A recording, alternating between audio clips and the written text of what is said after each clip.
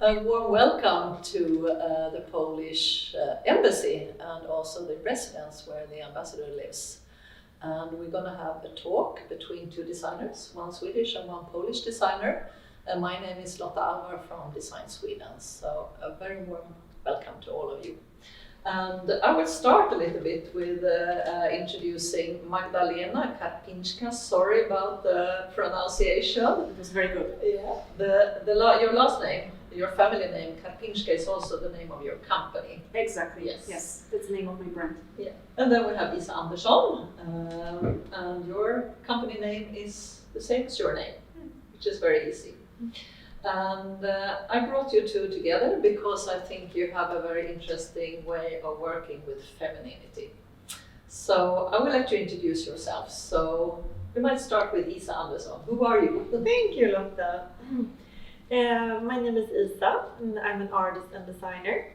I'm educated as a designer from Beckmans and also have a master's from konstnärer. But I do work really much a lot with art, so that's mostly what I do. And I right now work with a lot of glass sculptures, and I do a lot of exhibitions.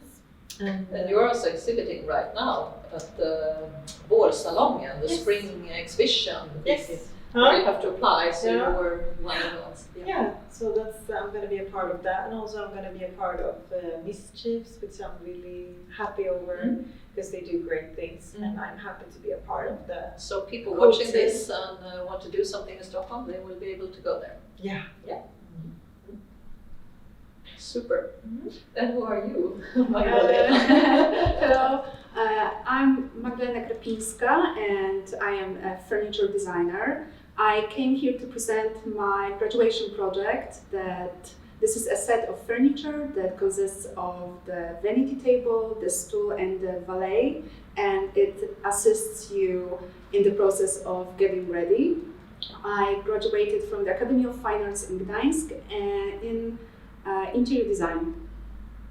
And we have an example of your design, so this is your graduation Exactly, project. yes, it's handmade. I designed it and I also produced it with my own hands, so I'm very proud of it. So there is only one of these? There's, yes, only one. Yeah.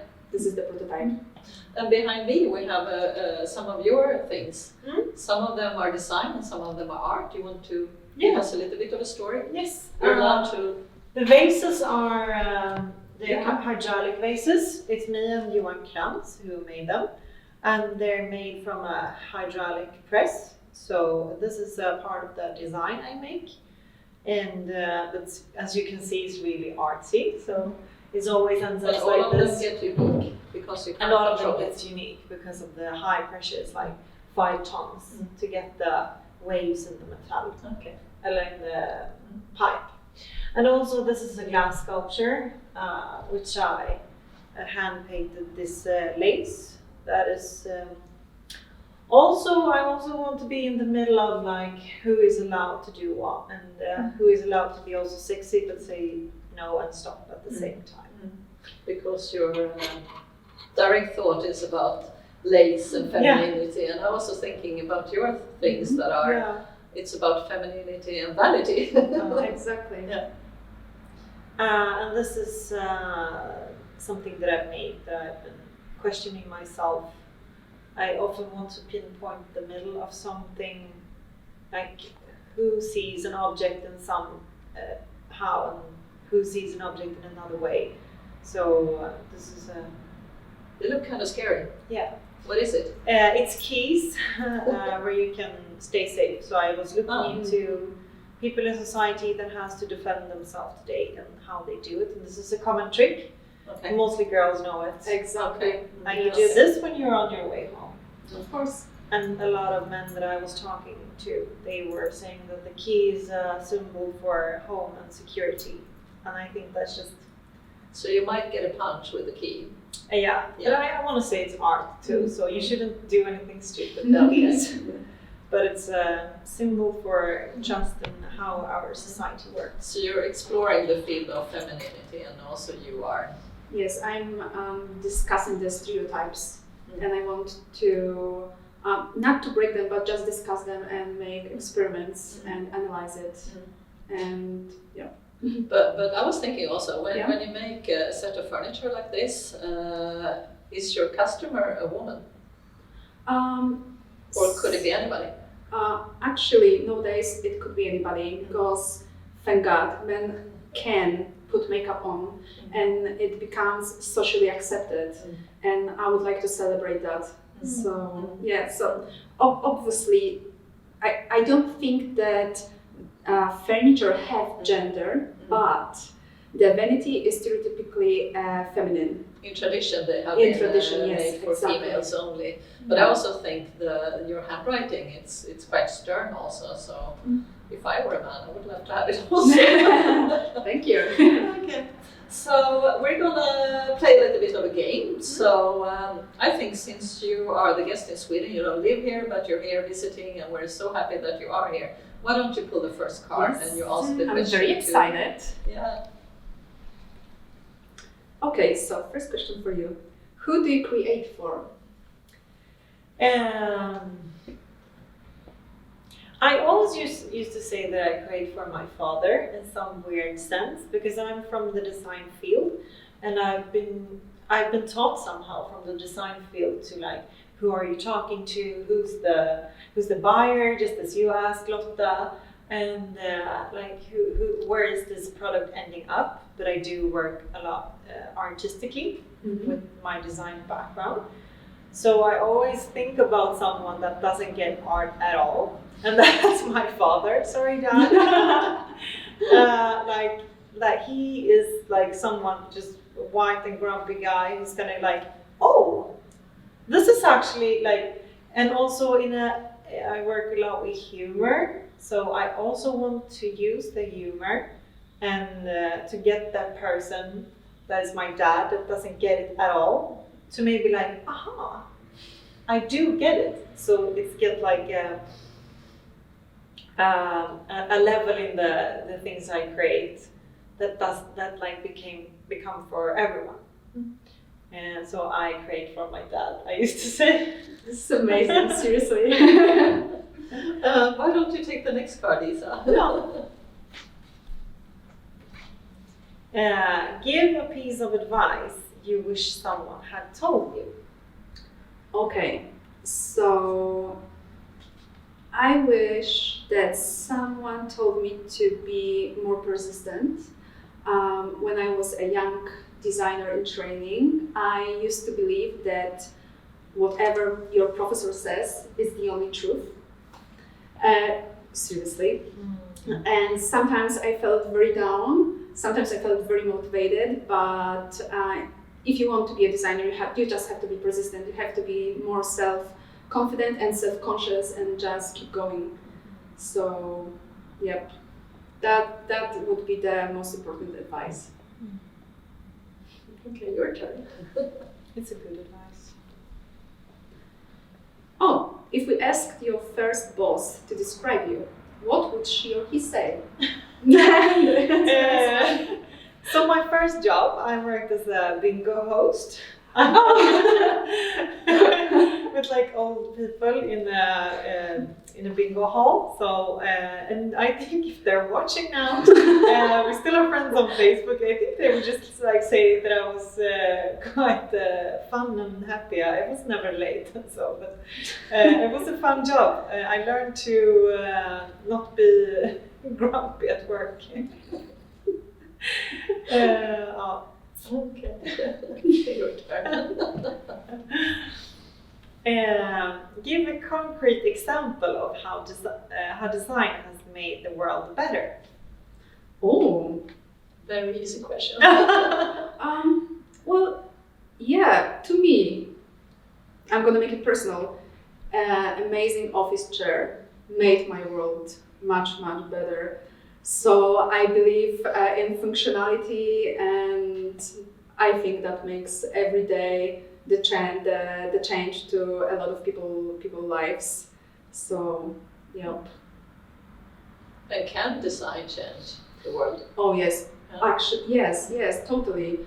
I believe that design can also be a statement. I believe that we should make statements, and we should take that opportunity, and I'm very happy that I'm able to do that, and I'm hoping to do that. And to change people's minds and move towards a better Or world. just make them think and discuss. They don't need to change the mind just right away, but making someone think and discuss it and analyze some things, it's amazing. Next card, please. Oh, which book should every designer read? Oj, oj, oj. That's the wrong question for me. I'm really bad at the What reading. film? What influence? No, but I will tell you, I think books is nice anyway. I don't want to be the one. So now you should say something smart, like, I don't know, something like Yeah, house or yeah. But I want to say that books also changed something for me, because I spent a lot of time in the library when I did my studies, and I always find it like the nicest place. And the librarian was super nice to me and showed me all of the books that I was interested in. But I never read them really. I only looked at the pictures and pick up words some here and there, and that sparked discussions for me. And I think it's really important to also search for something that doesn't search for you. So I think, but I don't have a specific book. I really don't. I'm not going to be part of the conversation, but I can't help it. But I think in a library, the acoustics are so nice, because it's some kind of padding, so it's just a nice environment. Yes, so, good I question. just love to hang out there. This room became a place for me to get inspired of so much, and I got so much about it. Is there a film you want to mention instead? No, I never watch films. I have too much energy, so I can't. All right. Sorry. Next card. Yeah. What makes you get out of your bed in the morning? The deadlines. Well, I really enjoy my mornings when I'm so excited, and I have been thinking for the whole night about something, because to be honest, I'm that kind of person who never stops working, because it's always in the back of my head. I just can't get rid of it. And sometimes I wake up and I have an idea and I just can't wait to get to my computer or to draw something. And Without coffee? Well, so sometimes it's without coffee when I really have an idea, but not very often. So usually coffee, breakfast, and sometimes a walk outside, because it really gives my energy. It gives me energy, and then I can start working. But usually it's deadlines. So because I believe in routines, and it's good to have a routine, and I need to be to have an external motivation for myself, because it helps me work. I'm just curious, because you didn't really mention it in the introduction, but you also work with commissions. So it's not only your design that you're developing. Yeah. Yes, exactly. And the same for you. So in that way. Yes, I design furniture for a company that produce whole range of furniture. So yeah, but it's very motivating. Yeah. Actually, I'm very happy that I'm doing it. So yeah. You don't have to work in the big goal. That's good. Exactly. Which sometimes when you're new in practice, you have to get a job just to survive. So yeah. So let's see what the next card has in mind. It has a different color. Oj. What has inspired you recently? I think definitely the last year, 2020, and all of the limitations that has occurred. This is also something that I usually work in my practice about, who are allowed to travel, who are allowed to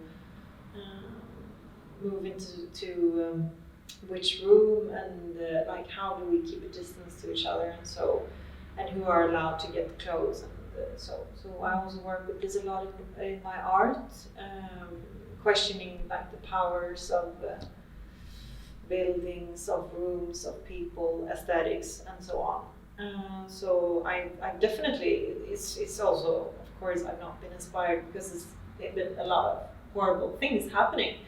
because of everything in the world. But that's been an inspiration for me. What happens when we have to really have these. I was thinking you might be clairvoyant because your exam graduation work from your master's education was a little bit about the prepper culture. Yeah. So in a way, I mean, when you did an exhibition, I think it was August, your work felt really like, wow. Yeah, some people is like, you're doing this because of the corona. I was like, no, I've been doing this in 2000. Did you want to say something how you developed the ideas around the prepper culture? We got this folder, all in Sweden sent out this folder that is when the crisis or war comes, and that like created a weird feeling in me. And also I was looking into the like who's gonna survive with these types of knowledge. So I've done a whole work of prepper aesthetics and survival aesthetics. So I've been working with these questions like who's gonna survive, if I'm gonna survive as a girl, if I'm not gonna survive, like what type of knowledge do I need, and how does it look aesthetically. So you had water and also had toilet paper. Yes. Which is kind of funny because the world wanted toilet paper. Exactly. That's what I was thinking. So that was really funny. I've been working with stacking a lot of stuff. They were stacked like you were building a brick wall or something. Yeah. So they were very strong, I have to say, with especially during 2020. Sorry, next card.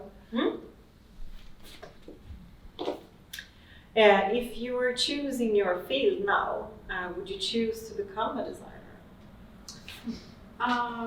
So my story is quite complicated because I started in a completely different field. I started in a medical field. Yes, and then when I became more self-conscious, I became older and I started thinking for my own, and I made that conscious decision about being a designer, and it gives me so much satisfaction, to be honest. And I'm so glad that I can do it. I am so glad that I can make my clients' life easier, because that's always my goal, and that I can do something that is so funny, and I can also make statements, and it gives me so much opportunities. So yes, I would. But just from the beginning, not first medicine and then design. Yeah. Interesting. Yeah. What keeps you up at night? Oh, really nothing. I'm like the best sleeper. I fall asleep on my way to the pillow. So I'm like really not a nervous type. So that's just a simple answer. Sorry. It is the year 2100, how do you say? And people are talking about you. What would you like them to be remembered for? Actually, I would like to be remembered as a brave person, like a bold person that is not afraid of doing what she wants to do. That actually would be amazing if someone thought that about me. So yeah, I just would like to be a brave woman. That's a good desire. Yeah. Yeah. Which of your tasks would you happily let a robot do? Do my invoices and all of this administration work. Definitely that, and like maybe cook for me too. Cleaning is okay, but like cooking, I'm really bad. I really don't like it. So no, I could have a robot for that. So next question. How international is your job? Actually, I would say it's quite international because I work with clients from abroad. I used to also work for an Irish company, and we created ship furniture for the whole world, for the ships from the whole world, and I really love it because I really love working with people from different cultures and with different mindsets, and my job allows me to do that, and I feel very happy about that. Oh, that's nice. Yeah.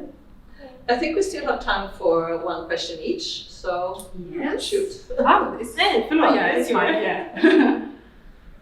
Oh, do you prefer to work alone or together? Always together. Me too. Always together. If I need to do like get shit done, I will just work alone rather. Mm-hmm. But like in the inspire part, like I always want to like discuss my ideas, and I work a lot with people, so I need people in my process, and specifically in the beginning Mm-hmm. of a project. So always people. I have very similar. Yeah. Yes. Maybe we should work together. Oh, we have to think about it Yeah. after that. But this is actually what a talk like this is about. It's about connecting and making bonds. So I really hope that you will continue. Collaboration. Yeah. That would be very nice. That would be so nice. What would you say to a person who says the world doesn't need any more objects? Okay. So I'm quite torn in that matter, because I really do believe that we don't need more objects in general, that we need to repair objects. But on the other hand, I also believe in progress. I believe that some objects, they need upgrade. That's why I worked on the vanity table, because I thought it's totally outdated, stereotypical, and it just needs an update. So I'm still not, I don't have one strong opinion about that. I'm quite torn, but I know it's just true that we don't need more objects, that the world gets dirty, and we have to be more eco-conscious, and designs have to be more thoughtful.